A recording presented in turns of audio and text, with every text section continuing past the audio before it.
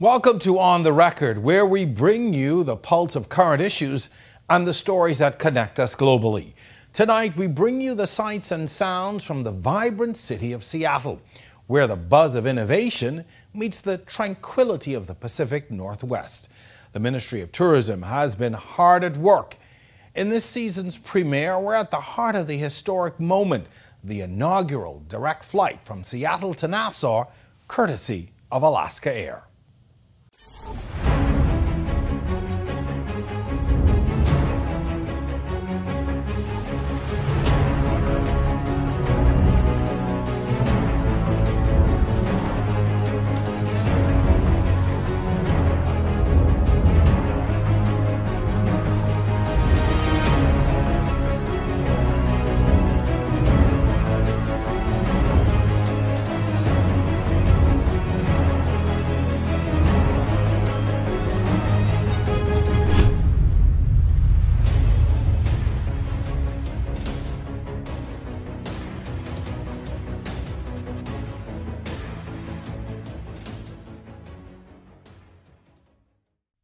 Welcome to On the Record. I'm your host, Jerome Sawyer. It's more than just a new route on the map. This flight symbolizes bridging two districts, cultures, economies, and landscapes. From the evergreen state to the crystal clear waters of the Bahamas, we're exploring the impact of this airway on tourism, business, and cultural exchange. We've spoken to key players, from the officials at Alaska Air to the vibrant Bahamian community right there in Seattle. We delve into the aspirations, challenges, and hopes of this aerial venture. So fasten your seatbelts and join us as we soar from the sleepless city of Seattle to the sun-kissed shores of Nassau. We're not just covering miles, we're charting new territories in connectivity and understanding. This is On the Record, and our story takes flight right after this break.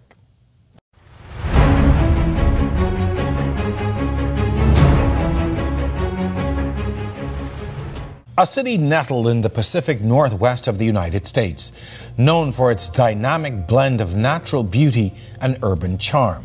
Seattle stands as a testament to the innovation and cultural richness.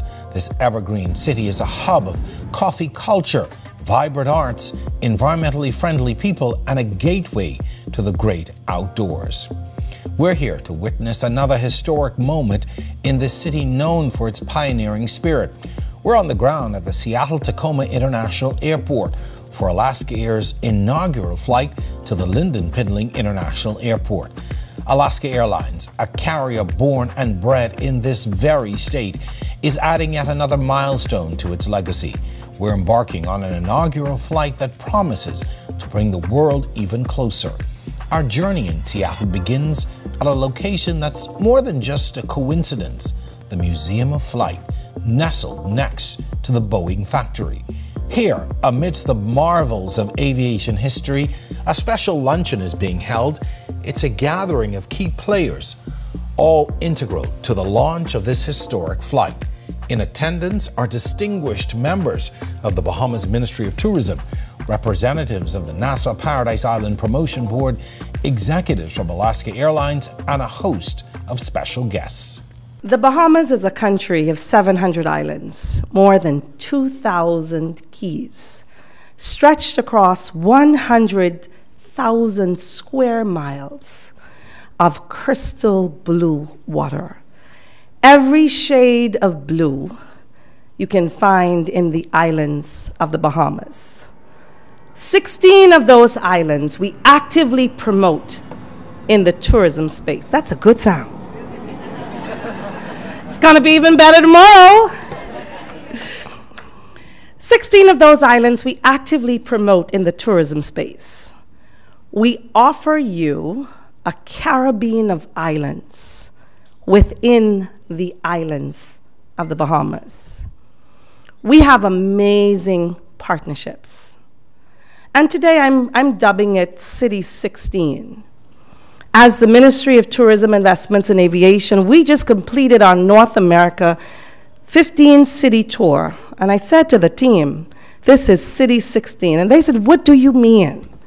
I said, anytime we go into a city where we're actively promoting the islands of the Bahamas and every single thing that we have to offer, our products, our services, the diversity, the unique experiences, for me, it's a mission. So welcome to City 16. That was the Director General of Tourism, Latia Duncombe. When we caught up with her, she shed some insight on what City 16 has to offer Bahamian visitors. Seattle offers a different experience, lots to see, to do, and to explore. From a cultural perspective, there are many events and activities taking place, whether it's the arts, festivals, culinary, there's so much to do. Seafood, fresh seafood, is something that we love and enjoy, and here in Seattle they're known for that as well, and so the taste and the culinary perspective is familiar. There are many festivals that's here, whether it's a film festival, whether it's the Bites of Seattle festival that takes place as well.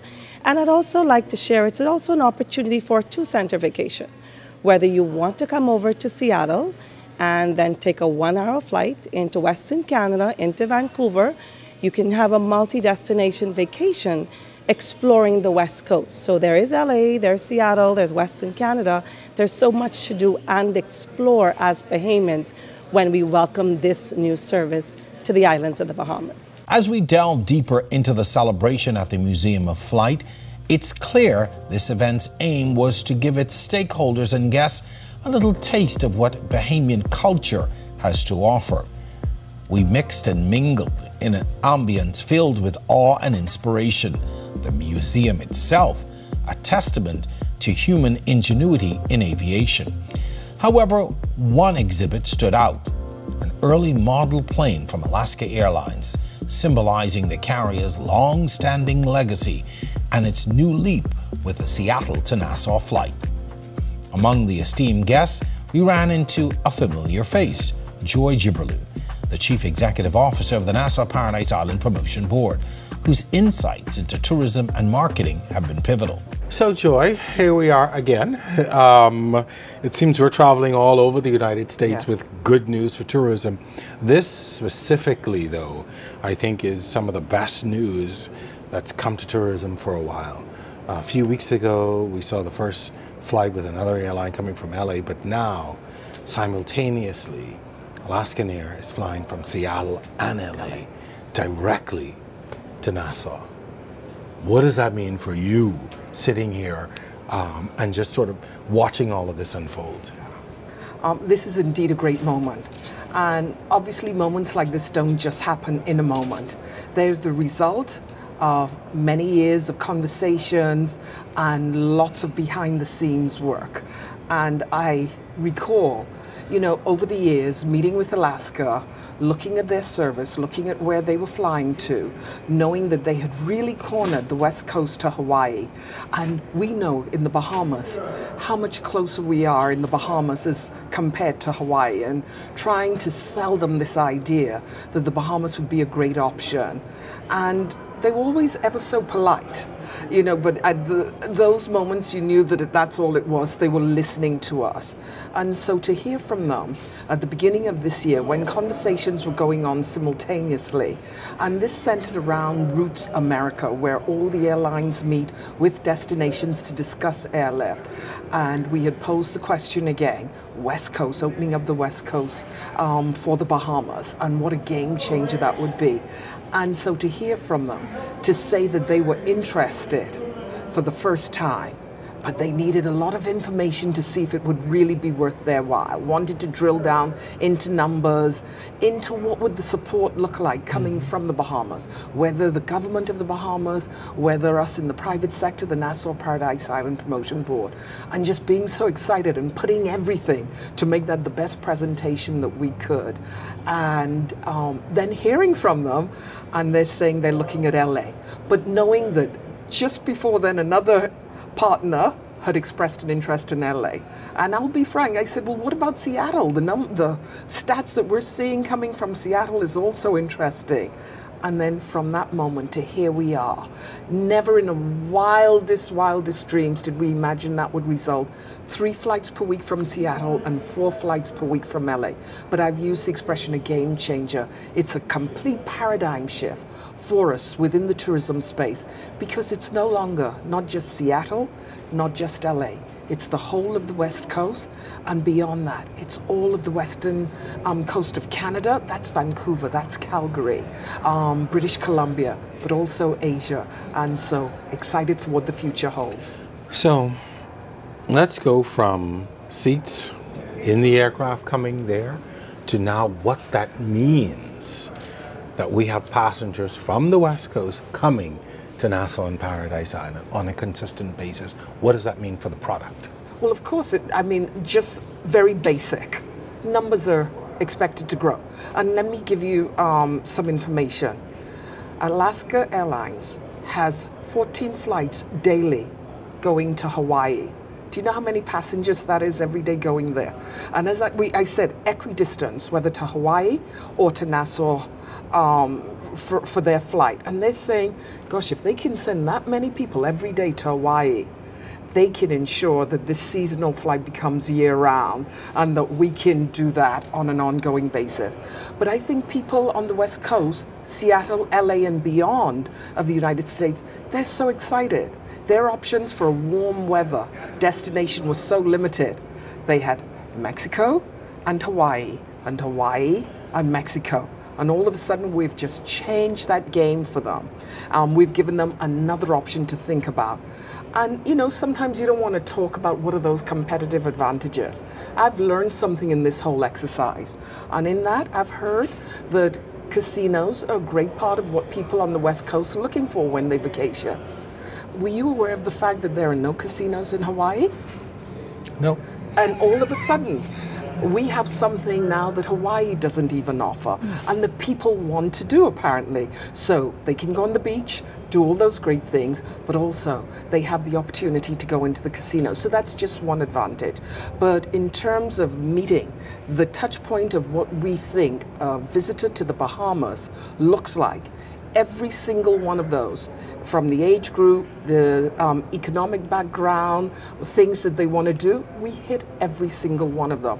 And in this instance, while I represent Nassau and Paradise Island, I think it goes beyond that. I think it's the whole Bahamas experience that's going to be exciting. And anything that sells, the whole destination. You know, we don't mind. Come to Nassau Paradise Island for 4 or 5 days. Go and visit an out island as well. And it's a win-win situation for all of the Bahamas. This has been a phenomenal year. It really has been a comeback since COVID. I know that the Nassau Paradise Island Promotion Board has been busy doing so much this year. And you think with all of these accomplishments, what next? So of course, that's my question. What next? Yeah. What does 2024 hold for you and the organization? Certainly one of the things that we cannot do is rest on our laurels. We can't think, wow, we've had a great year, it's over, it's done, there's nothing else to do. It actually propels us and makes us more excited to say, okay, we got to bring it on. We have to keep this momentum going for as long as possible. And we have some incredible things in the works that are going to be unfolded. We're starting off the new year very, very strong. And the reason for that, we see opportunities, not just from the West Coast, there are even more opportunities. And I think the destination is so hot, and I'm talking literally as well as, you know, the figurative sense of it. Across the board. Across the board, that people are now wanting to have the conversation. So for the amount of time it took for us initiating conversations with our partners about the West Coast, and you could see they were being polite, to all of a sudden they now reaching out to want to have the conversations with us. And it just takes me to look at forward keys, which is something that we talk about often in terms of getting analytics for forward bookings. They've looked at those destinations that have done well in 2023 globally and looking into 2024, and the Bahamas has made the top 10 list of that, and so that goes into 2024. But while everyone's talking about the Bahamas, while they're looking at all the great stories that's coming out of the destination, Nassau Paradise Island, we've ended this year with such a high. It's to capitalize on that. So we pray that everything is from what we can control or what we can't control remains the same, and that we can build and build and build and continue to create this destination of choice and of desire that so many people want. Well, congratulations on a great year. And I know that you have lots of work cut out for you still, but you know, to get for the partnerships that you have and other organizations and other stakeholders, the partnerships that you have that have been able to get us to this point is phenomenal. The fact that we are on the West Coast, yes, having a discussion about multiple destinations, yes, on the West, coming into Nassau, that's phenomenal. And so it's you. a testament to the great work that you all are doing. Thank you. And I think too, I have to say this, just allow me this moment, because it is the partnerships. It's everybody working together. The 2023, yesterday, the announcement was made, the Caribbean Destination of the Year, which is huge. Nassau Paradise Island, and that's the collective work of all of our partners. So I know that they too will feel, wow, all their hard work and their contribution to making tourism in the Bahamas sustainable, a viable option, and something that everybody wants to be a part of. A great thing, and to be recognized for that. So congratulations. Great. Thank you. All right. When we come back, we take a step out to explore the sights and sounds of the beautiful city of Seattle. Stay with us. You're watching On the Record.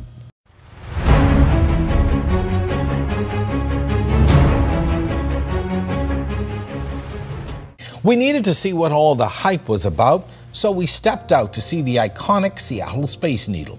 It's said that after Seattle hosted the World's Fair in 1962, the area has remained a key part of the local community.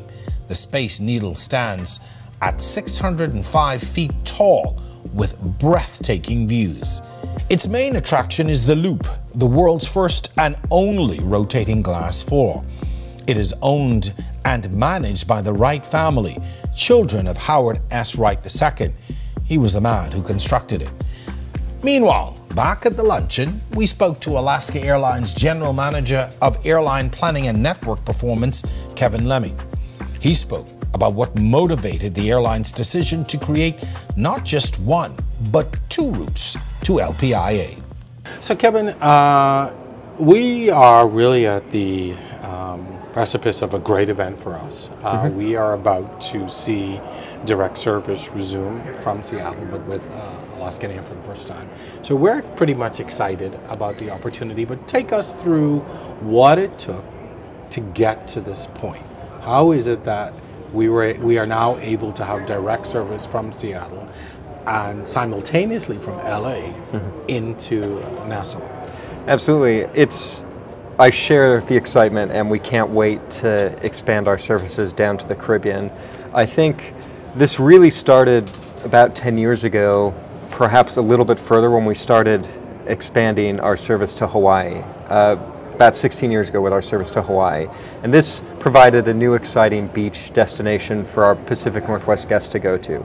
Then from there, we expanded from the Pacific Northwest down to Mexico. Then it was Costa Rica, Belize a few years ago, and our guests continually want somewhere in the winter that has spectacular water, fun activities, good weather, all boxes that the Bahamas checks perfectly. And when we looked at a place in the Caribbean to expand to, the Bahamas was the logical choice with how built out your tourism ecosystem is, as well as the commitment that you guys have to sustainability and responsible tourism. Where do you anticipate the majority of the passengers will come from? Will they come specifically from Seattle, or will they be connecting here, through here to come to Nassau? For the Seattle flight specifically, probably 60% of that traffic will be local, but then we're able to pull from our network across the 101 cities that we serve to Seattle nonstop. So passengers in Spokane coming down from state of Alaska or even up from Portland. Fantastic. And what did it take just logistically to make this all happen? Take us back to how it all started and what really got us to this point. Right. Specifically, we were looking to add a new winter destination for Seattle about 10 months ago at the beginning of the year. The first step was making sure that we had an aircraft that could operationally operate the route. Then it's working with our partners in the Bahamas to understand how we can partner and how we can stimulate additional traffic. From there, it goes to our operational and project management teams to rally the whole company, everywhere from our safety department to our tax and accounting department, to make sure that we can sell tickets, to make sure that we can operate our aircraft safely and on time in and out of there, and to make sure that we're able to offer a world-class experience for our guests. To the unknown like myself, you think you just want to add a route, but there are a lot of logistics involved. Yeah. And even with ensuring that those seats are filled.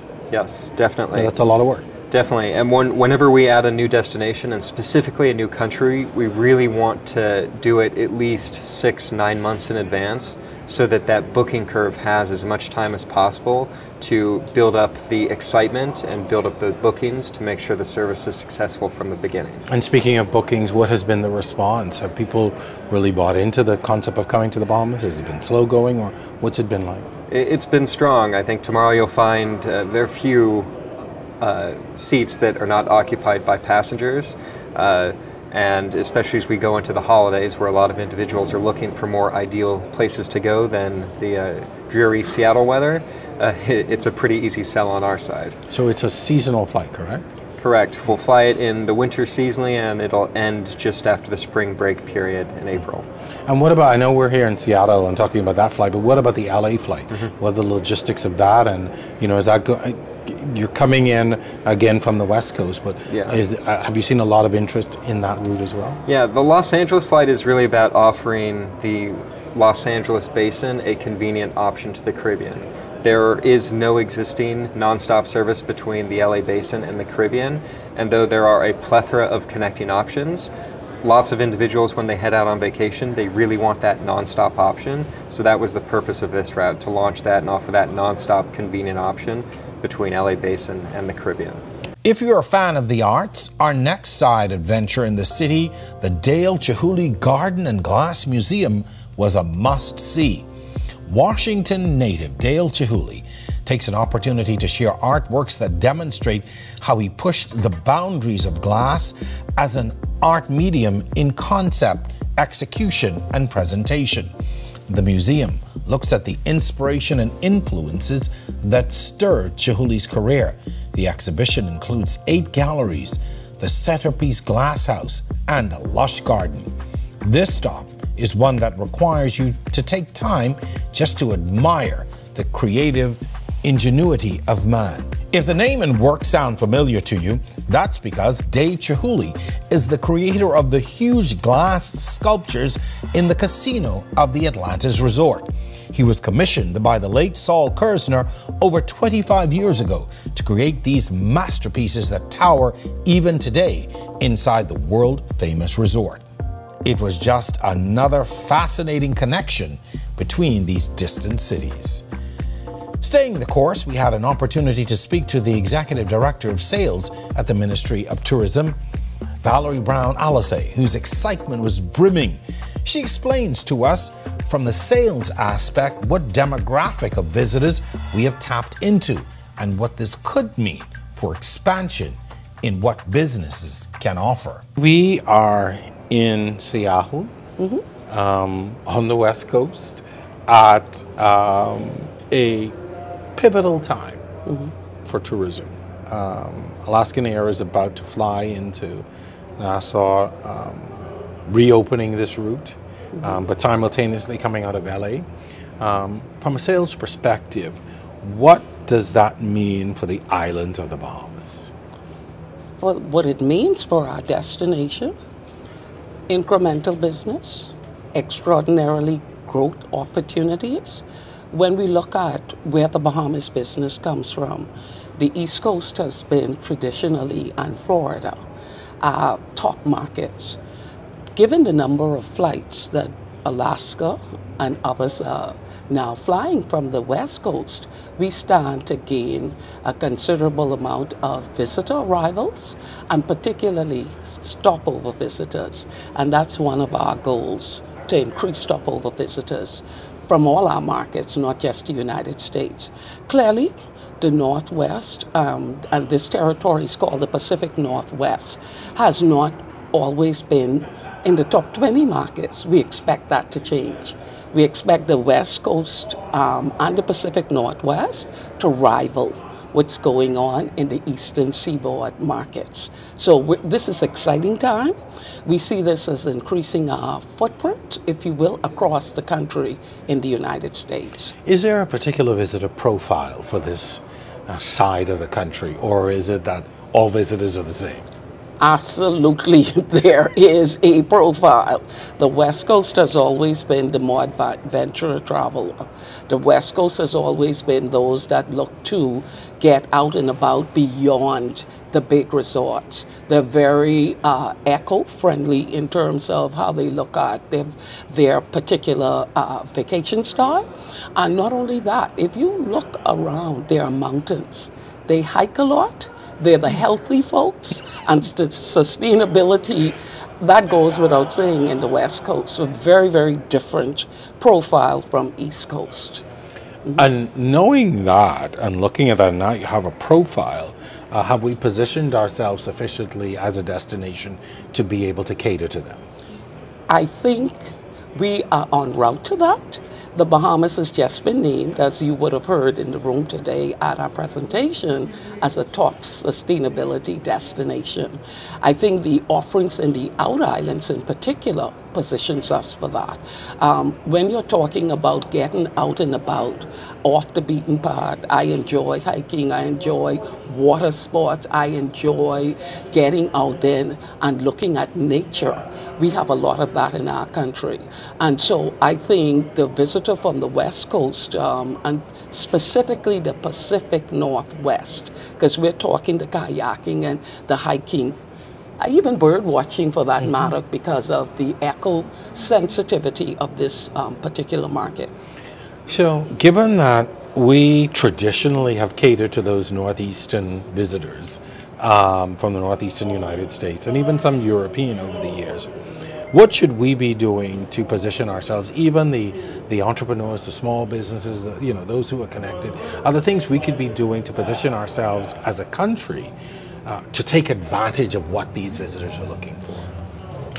Very loaded question, but I would say this, because there's enormous opportunity for the people in our country to become entrepreneurs and own the travel space. There are a lot of experiences that can be curated, that can be monetized by Bahamians. I think the things that we take so simple, and some of the things in terms of our food area, we're talking about last night about the coconut and the ways that we can monetize and begin to create an industry around that. I see Bahamians writing business plans, creating and curating experiences that could be easily sold. I think we need a mindset shift though. We make things as if it's so difficult to do. It's the simple things in life that's driving travel right now. Think about the authentic things that we would have even loved as children that have come right back around, and that's what the visitor wants. They want authentic experiences at community level. They want to eat, play, feel like they're local. These are simple things that we could curate and provide them with. As simple as a historical tour or a tour that looks at some of the celebrity or if you will, of the past, and we've made monuments of them. Things that can be created. And these easy fix, we gotta think simple to get done with things that's at our fingertips. A bird in the hand is worth two in the bush. Well said. A part of what you do helps to bring, those visitors to the Bahamas. Do people really understand the work that the ministry does in getting people there? Because, if you think about it, the brand of the Bahamas is well known, and people will ask well, why is so much needed to bring people to a well-known brand? It's so interesting. I think the brand of the Bahamas has been exposed significantly. they recognize, if you will, if you're talking about a logo, the logo is just a symbol. What goes behind that brand and getting people to connect to that brand, that's a different process. Everybody have a brand, if you will. But what is appealing about the offering that's connected to that brand is the thing that drives the Ministry of Tourism's overseas mandate. We have to promote. We cannot take it for granted. We have to be connected to the right partnerships because those are going to help us drive people to the Bahamas. I always say something that you saw here. The travel advisor, for instance, or the OTA, the online travel agency, and Expedia, they are not just selling us. We have partnership programs with them. We are positioned within their websites to drive traffic, to interrupt, if you will, a sale so that we can get our offer in front of you and you choose the Bahamas. It's a science. It's not simple. I tell them, marketing is a science. It's not an art. So you have to have all of the strategies, platforms, and processes working together to support the brand. That's what makes the brand doable from my perspective, and a success. When we come back, more must-see stops in the Pacific Northwest, and later, all we is one. We catch up with Bahamians that reside in the Seattle area. You're watching On the Record. Stay with us.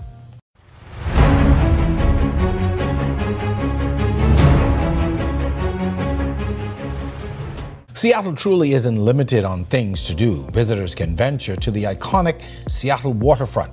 You can feel the energy charged with history and culture. There, you can find several notable sites like the Miners Landing Pier 56, where you can find local seafood. There is also the Seattle Aquarium, the Seattle Great Wheel, and so many other touristic attractions. But did Bahamians really travel if we didn't do a little shopping? Our adventure took us to the Pike Place Market, one of the oldest operated farmers markets in the United States, with everything under the sun.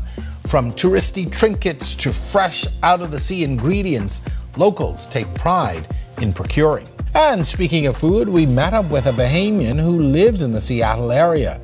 Chef Shawan Curry is a culinary student and local chef who brings island cuisine to the Pacific Northwest. She shared what it's been like connecting with other Bahamians in the country and how it has been a great support system. And of course, how excited she is about the direct flight. March is when they actually had Coach Yo came down and the General Consulate, Mr. Patrick Adderley, he actually phoned us. His assistant, Miss Tammy Calmer, was a good friend of mine, and she said, you know what, we're coming up. And I said, okay. I was supposed to go to Nassau. And I said, you know what, for you guys, I will definitely just... Nice. So you got together and the association started? We started actually that same weekend. Nice. So we came and we called several of the Bahamians that are in the area, and we had about 20 actually came out, and we were able to go to the game and support Coach Yo and her family. And we actually had a dinner the next night, and then we just got together from there, and we had the independence celebrations for the 50th, and we had Patrick Adderley and Miss Calmer came, and they actually did a pinning ceremony. We sang the national anthem, we did the pledge, and we had persons come from Canada, from Chicago, and just come and just celebrate with us. And support. That's really yes. awesome. All right. What, you're far from home, but to have that association of Bahamians, even when people say, oh, Bahamians don't get together or we don't, but to hear that you actually have this association and that you guys do actually communicate, what does that do to keep you connected to home? It's like having an extended family. And when persons have deaths in their family, when persons celebrate in their family, like we had a graduation where 2 of the kids in the group graduated, and we went to support. And then we had someone had a death in their family, we went to support them then also. Now that Alaskan Air is putting on this direct flight, you can get home in 5 hours. It's gonna be amazing. We look forward to this flight. We're just talking about it this afternoon, and we look forward to having that direct flight. We look forward to being able to bring more of our family to here, and just, you know, not having them stopping all over the place. And you know, it's long enough, but then having to stop, and sometimes even overnighting in some cases.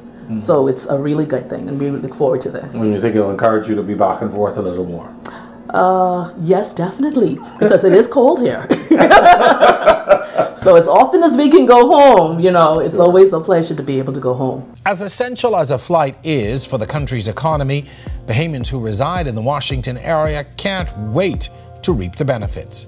We spoke to another Bahamian native, former NFL player DeVar Darling, about how he got here and what Seattle offers as a resident. First of all, I did not even know you were living here in Seattle. So take us through your journey of how you really got here, and what attracted you to the city. Well, actually, you know, after Florida State University, went to Florida State, me and my twin brother Devon, and after our freshman year there, and Devon passed away tragically there our freshman year in 2001, I transferred up here to Washington State. And Washington State is in Spokane on the east side of the state here in the state of Washington. So I'm a Washington State Cougar. Played a couple years there at Washington State, so I have roots here. And got drafted into the NFL. And once I was playing in the NFL, I always had a home in Houston. After retiring, I was moving back and forth here to Washington with business. And then also my had family out here. My wife was here here from Washington. And that's why we made that move. What really made you decide to settle here? Well, business and connections, and I had a home root of people here, you know. So it was an easy transition for me. Now tell us, from your perspective, what is it like? We spent a couple of days here moving around, and so I got to form my own opinions. Right. But what is it like, you know, in Seattle? I mean, most of us only know what we know from reading about it or watching on television. But what is it like? Well, like you said, it's beautiful in the summertime. Summertime is the time to be here. It's the time to stay here, really, in Seattle. That's when the sun is out. You have long nights, long days. Sun will go down till 9:30, sometimes 10 o'clock at night in the summertime. So that's the time to really be out here. That's the Emerald City. That's what you really see about. And in the winter time, it's usually gray like this. You have a lot of rain, and you have to get into the outdoor sports, the outdoors, if you really like it out here, you know. So I travel often. I travel back to Houston a lot and try to make it back home at least 2-3 times a year. So this direct flight from Alaska, from Seattle to Nassau, is perfect. It's perfect. Well, that's going to be my next question. I mean, I know that, you know, getting home and moving back and forth can be a little complicated. Right. So what does it mean now that you can hop on a flight and be back home in 5 hours? That means a lot. It means a lot. I mean, like you say, usually it's a hop, skip, and a jump all the way from out here, you know, in Seattle. And you usually have to fly to Houston, or you fly to Fort Lauderdale or Miami, you know, to get a flight out to Nassau. So, and it's a long haul. So this direct flight definitely helps out a lot. So one of the things that we do when we come on a trip like this is we try to tell Bahamians what there is to do, or show them what there is to do. Right. We wandered out on our own. I had a few, encounters with some of the things here. But, you know, from your perspective, you know, what do you say to folks who may be considering coming over and visiting? You talked about the long summers, which is great. But what other things are there for us to do when we come? You have good food, man. Seafood here is big. You know, got fresh seafood. And that's really one of the main attractions here too. You got great seafood, and everything is by the water. So when you come out here, you got, you know, outside by the water is beautiful, especially when the sun is out, you know, and you have nice warm people out here, man. So, you know, it's a cool little vibe. It's a different world up here, It's a different world, but seems very laid back, yeah, and very family-like, and just a cool it's a cool little vibe. Cool vibe. Good. We were only hours away from the inaugural flight, and with a full day behind us, it was time to rest up for the big day. So we said goodnight in what some would view as a sleepless city. The sun seemed to shine a little brighter at the Seattle-Tacoma International Airport. This day, the busy terminal had an extra level of buzz as passengers were greeted by that sweet Bahamian music we know and love. During the ceremony, Joy Gibberlew shared an encouraging story of a family she met while checking in. I just want to say thank you, Alaska Airlines. Kirsten, you're here with us, but your whole team, the Bahamas Ministry of Tourism, Investment and Aviation, headed this morning by the Director General, Tia Duncan. It is such an honor and a privilege to be able to welcome you to this inaugural flight. And I want you all to know you are a part of history. This is the first time ever that we are connecting Seattle, Washington with Nassau, Bahamas. Yeah. And no one is more excited than Bahamians. I feel the excitement in here, but wait till you feel it the other end. But I just want to share very briefly my experience this morning in the check-in line. Family behind me, got chatting, I guess that's the Seattleian way, said, "Where are you going?" I said, "Nassau, Bahamas." "Oh, how are you getting there?" "A direct flight." "Really?" Said, "Today's the first time." "Wow, that's incredible. How long is that flight? 7-8 hours? I said, "No, actually, a mere 5.5. And if I stretch the truth there a little bit, I did say, I confess, 5.5. And they went, "Wow, that's an option. We go to Maui every year, and that's 6+ hours." And I feel that that's going to be the feeling that we get. So I just want to thank you, because this opens up not just Seattle for us, it opens up Portland, Vancouver, and we even get up to Alaska too.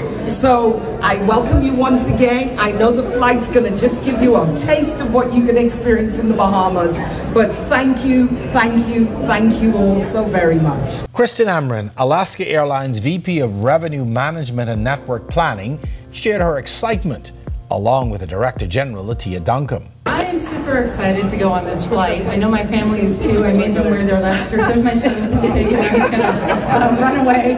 But we've been talking about this flight in our household for 6 months since we announced service back in June.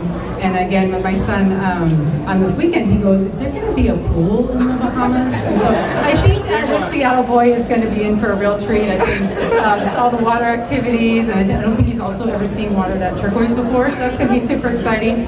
I think for us at Alaska, this is really exciting. This service represents our 7th country that we're flying to.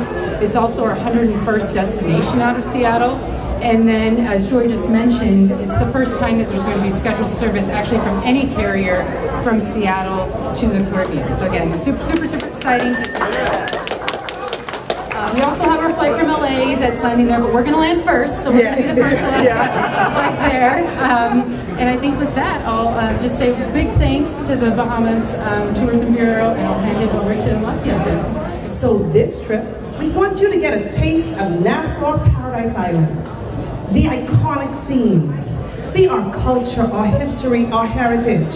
If you have nothing planned, Bahamas.com and we at the Ministry of Tourism, Investments and Aviation will curate an itinerary and an experience just for you. And remember, once is not enough, because Alaska, this is not a one and done. This relationship will be long term. And so this trip is going to be Nassau Paradise Island, and then we will see which other islands you will explore on your next trip. And when it's time to depart, no long lines. We have pre-clearance and TSA in the islands of the Bahamas. So we're going to make it Attention, the boarding area for Alaska Flight 801 in service to Kailua Kona. Just a paging passenger with the last name. Ain't going on though. No, they're not going to the Bahamas. Last name Rupert.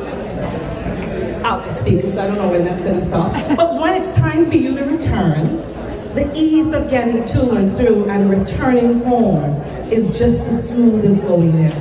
So I want to say on behalf of the Bahamas government, our Deputy Prime Minister and Minister of Tourism, Investments and Aviation, we value the partnership. Joy, thank you so much for all that you and the promotion board does as well. And it's time to enjoy the islands of the Bahamas. After a brief ceremony and ribbon cutting, it was time to take to the sky. Passengers were onboarded and we prepared for takeoff. The beautiful mountainous terrains of the Pacific Northwest coast in view as we cruised 5.5 hours into the vibrant turquoise waters we call home. From coast to culture, Seattle, a place like no other. No other when I think about the islands of the Bahamas and the synergies and the connections and the doorways and the pathway that it opens to increasing our 8 million that our Deputy Prime Minister announced earlier this month. We're excited about the Pacific Northwest, about Canada, and beyond. And as we look at the similarities between the destinations, it's getting more, exposing more, as we look at the cultures, from the water sport activities, from the film and festivals, from the culinary components. There is just so much that the two countries have to offer. And one of the things that stood out when we looked at it, I got a question yesterday at our luncheon, and the question was, can we use Bahamas as a hub for the Caribbean? And my answer was absolutely, and we have TSA pre-clearance as well. The research was done, the deal signed, and the first successful flight of many was completed.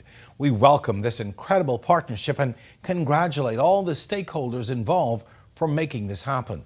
Although this adventure has come to an end, we look forward to the many others ahead and the continued success of our country's #1 industry. This is On the Record. We'll see you on our next adventure.